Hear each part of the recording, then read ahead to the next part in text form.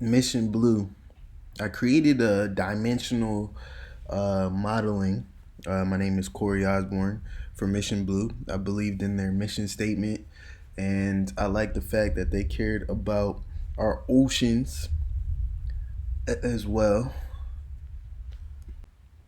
Hello, guys. My name is Korey Osborne. Here's a dimensional modeling project presentation that I created for you. The company that I studied was Mission Blue. The reason why I picked them is because they care about the world we live in. Um, our land is protected, so they have national parks to protect our land, but our oceans are something that's not really talked about. So today I'm going to talk about that with you and show you a model of how I feel like we should go about investigating the data for it. Here's a video of their trailer, of their mission statement, their purpose, and what they plan on to accomplish in our world today.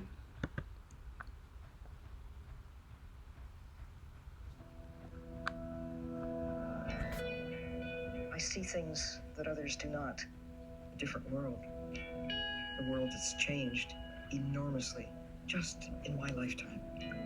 My backyard was the Gulf of Mexico. That's where I first fell in love with the ocean. I think if others had the opportunity to witness what I have seen in my lifetime from thousands of hours underwater, I would not seem like a radical at all. It's a pleasure to introduce a scientist, an engineer, a teacher, and an explorer. The ocean is dying. All of us, we are the beneficiaries of having burned through fossil fuels. But at what cost? 60 years ago, when I began exploring the ocean, no one imagined that we could do anything to harm it. I saw the after influence of what we can do to the natural world. Think of the world without an ocean. You've got a planet a lot like Mars. No ocean, no life. No ocean, no us. In 1990, she became the chief scientist for NOAA, National Oceanic and Atmospheric Administration. I went to one meeting, and I was never allowed to go again.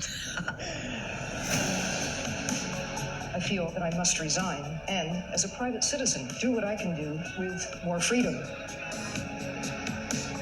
She's not afraid to say, you know what you're doing and it's wrong.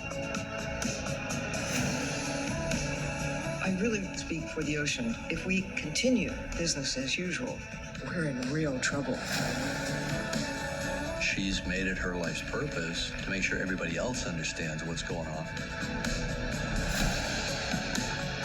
Sylvia has a wish for the planet, what she calls her Mission Blue.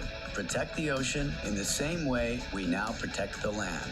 I wish for a global network of marine protected areas to save and restore the ocean.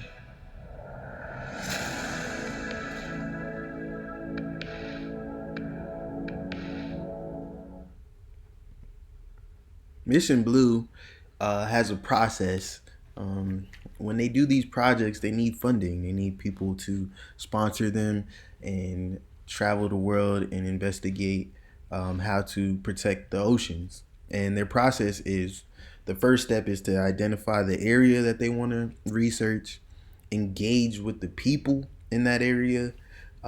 They make the case and they engage with the policy in that case.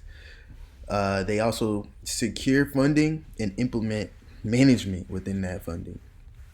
So when people sponsor them, they want to make sure that that funding is orchestrated correctly and it's not being spent on the wrong things. Within that case, I wanted to focus on making the case because in order for things to change, a lot more of us have to be involved. So I wanted to focus on that point of the process and build value on it and connect with the emotion that it's important. Like, yes, we need land to live on, but in order for that land to flourish, our waters need to flourish as well, and the sea animals within it. It's more than 80% of our world today. Why aren't we focusing on that?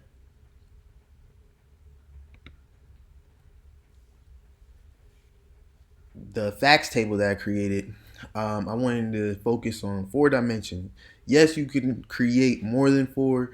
You can have 5, 6, 7, or even 12, but I just want to focus on four to get my point across. I wanted to focus on the countries that we're going to be looking at, the time frames that they usually fish, the amount of fish that they usually fish within that time frame, and the type of fish that are endangered or being overfished. Yes, OLAT Cube is necessary for this project because we might run into a country that wants to know a certain dimension that I didn't list previously out of the four. And with the OLAT, it's a process where you could literally, if you want to find out other things like the cost to fish these certain species, you can find that out just by typing it in the dimensions, and the data warehouse will show you the stats based on that. Now, as far as the countries, this is what I found as far as the countries that fish the most.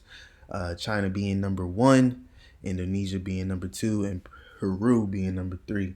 So for this strategy to work, we will go speak to these leaders and try to figure out a way that we could work together and incentivize them for practicing good restrictions on fishing. In order to do that, we have to be willing to share our data with one another. And at this point in life, sometimes people want to have that data advantage on one another, and companies are competing, and they're so busy competing that they don't know what exactly they're doing to our earth, focusing on capitalism instead of livelihood.